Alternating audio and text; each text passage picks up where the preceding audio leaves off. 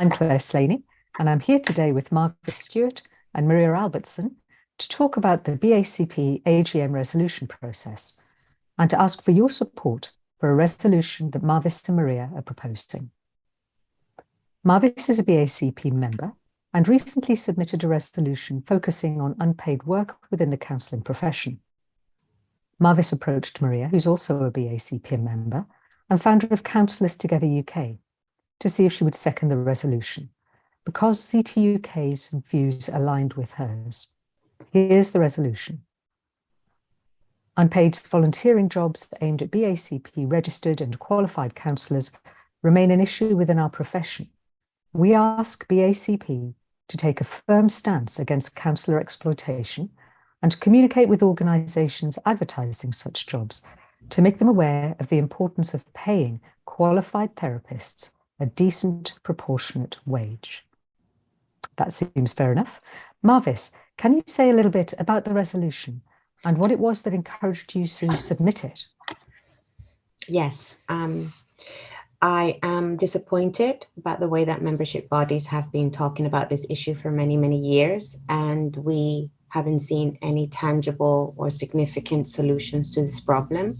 I believe that it is not up to us counsellors to shoulder the failings of our membership bodies or the lack of mental health funding. I think that we know that counselling organisations do receive funding for services, for counselling services, and they choose not to pay their counsellors. And I think that's just unacceptable. We are in 2022. This is unacceptable. Thank you. That's really clear to me, Marvis. It makes complete sense. And Maria, I know you've done an awful lot of work on this subject for many years. Can you specify why you were happy to second this resolution? This resolution was very easy for me to support. As you know, I've been campaigning against unpaid work within our profession for at least the last 5 years. And the thing that I liked about this resolution in particular was it is very focused. It tells BACP exactly what they can do to challenge unpaid work within our profession, but it also encourages BACP to hold organisations accountable for choosing not to pay their therapists, and it also ensures that members are regularly given feedback as to the work that BACP is doing around this, which I feel is really important as well. And because I agree with Marvis that it shouldn't be the likes of me and other counsellors who are doing this work. It should be work that our membership bodies are already doing. So for me, it was very easy to support this resolution. I think it also challenges the myth, and I think it is a myth which is often spoken about in our profession, where a lot of different membership bodies or key figures in membership bodies will say employers don't know what we're doing, or what counselling is or why we exist. And I just think that isn't true at all. I personally get sent job advertisements that are, aimed at recruiting unpaid counsellors weekly from therapists across the UK. And in these advertisements, there's very clear job specifications, and these companies know exactly who we are, what we're doing, and what they're asking for. And the other myths which I think are, surrounding this, the issue of unpaid work, is that accreditation is often used as an excuse not to pay counsellors. You'll see quite regularly on job advertisements that come and work for us for nothing, but you can accrue hours towards your accreditation, and then you're suddenly employable when you have this piece of paper that says you are accredited. And firstly, that's not, it shouldn't be like that. Because you're accredited doesn't necessarily make you a better counsellor or suddenly employable.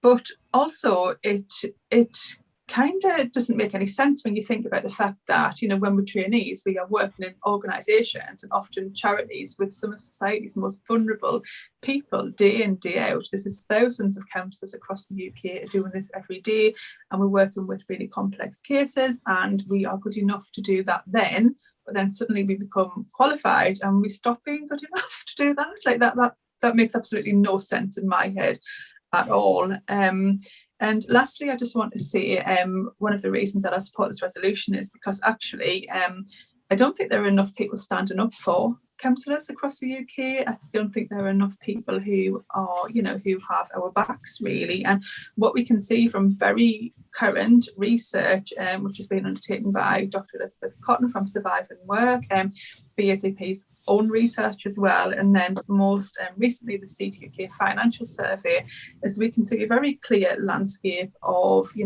just how little counsellors are earning. I think the last figures from BACP showed that it was 52% earned only around £10,000 a year, which is just not good enough at all.